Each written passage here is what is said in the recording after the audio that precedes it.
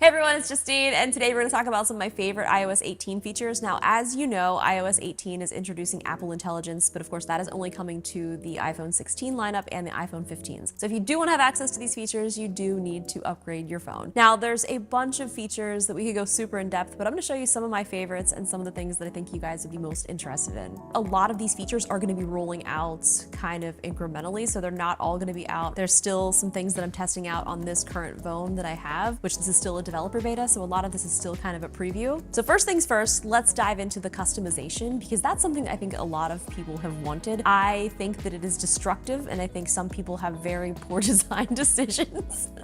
So sometimes giving people too much flexibility, I mean, if you like it, I guess that's all that really matters. So just you do you. So with the customization features, we can go in here and you can edit your home screen. So if we go up here and edit, this will give you this little customize feature. So you can do some simple things like light, you can switch to dark mode, you can have it be automatic, or you can do tinted. This, I think, I just don't know if I really like it a lot, but maybe if it's all pink? Okay.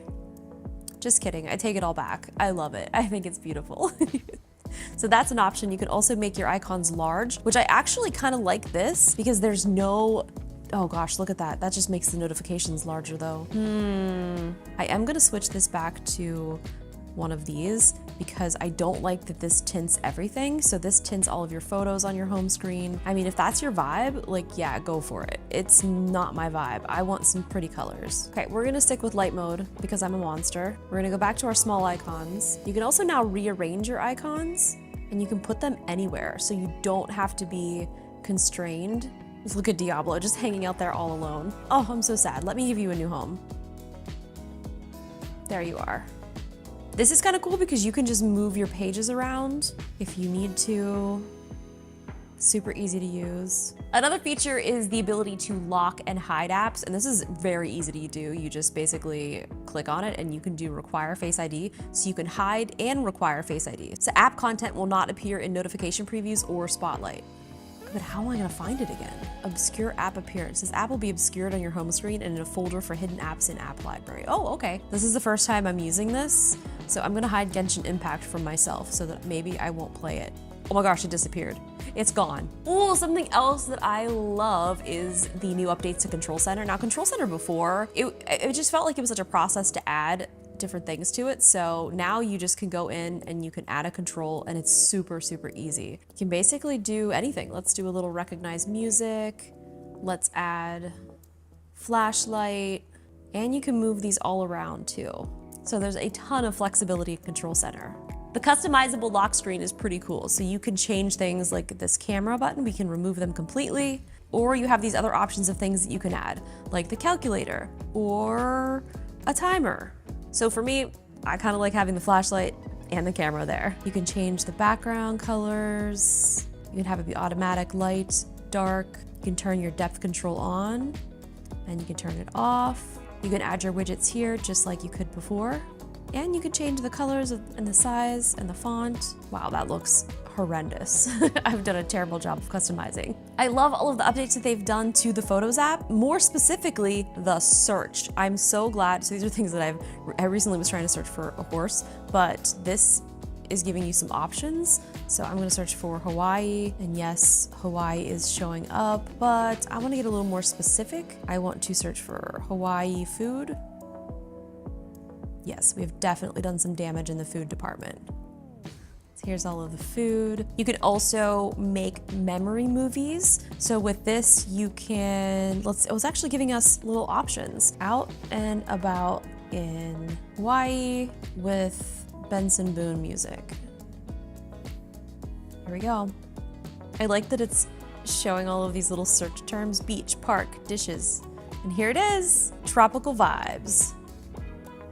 There's our food. So the one thing that I think this is gonna need to do is if you are shooting in log, it should add a color grade for you automatically. That's a note. That's a note to Apple. If you're doing these memories, we need to add a color grade on that because this just doesn't, no.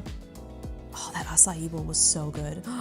I'm reliving the memories. We've also got featured photos and the media types. I love this because you can go through and use it so that you can filter out things. So if I just want to see spatial videos that I've shot, I can do that right here. If I want to just see some things that I've shot in ProRes, which is pretty much my entire camera roll for this trip, love it. Some raw photos. It really lets you kind of narrow down the media type that you filmed. iMessage has also got an update so you can actually format your text messages now. Let's send Nathan a message. Okay, so we can do a little text effect. We can do bold, italics, underline, strike through. So we're doing it all. These are so fun. We're gonna do a little explode, jitter. This is unhinged. Oh, I'm getting a text back.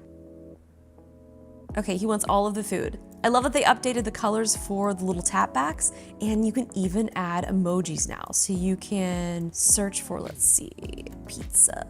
So I just added that as one. We can also use the writing tools. So I'm going to make this sound super professional.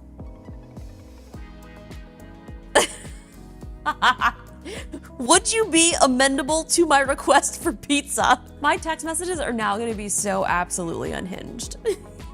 Something else that's super exciting is you can now schedule texts. So I'm going to text Nathan at 4 o'clock. So I've edited this to send at 4:01 p.m. so that Nathan will know that I'm leaving now. And when he's like, why are you late? So I'll be like, well, because I didn't actually leave now. I just scheduled the message, and it's a whole thing. And there it is. It's 4:01, message has been sent. Another really cool intelligent feature is inside of Safari, they have a highlights feature, which is gonna be amazing if you don't want to read entire articles. So you can turn this on. I also like that you can hide distracting items. Interesting. Select an item, hide. That's kind of cool. So here it is, here's our little summary. You can also change the colors of this reader so it can be easier on your eyes. For anyone who likes to game on their iPhone, there is a new game mode, so this will eliminate notifications and it'll dedicate most of the resources to the game, so you'll be able to have higher quality gaming. Another really fun update that works with iOS 18 and macOS Sequoia is you'll be able to control your iPhone from your Mac. I haven't got a chance to try this out yet, but I'm so excited because I feel like there's so many times when I'm on my computer, I want to do something on my phone, but yet I'm on my computer, so I want to stay in that world. This is going to be so much fun.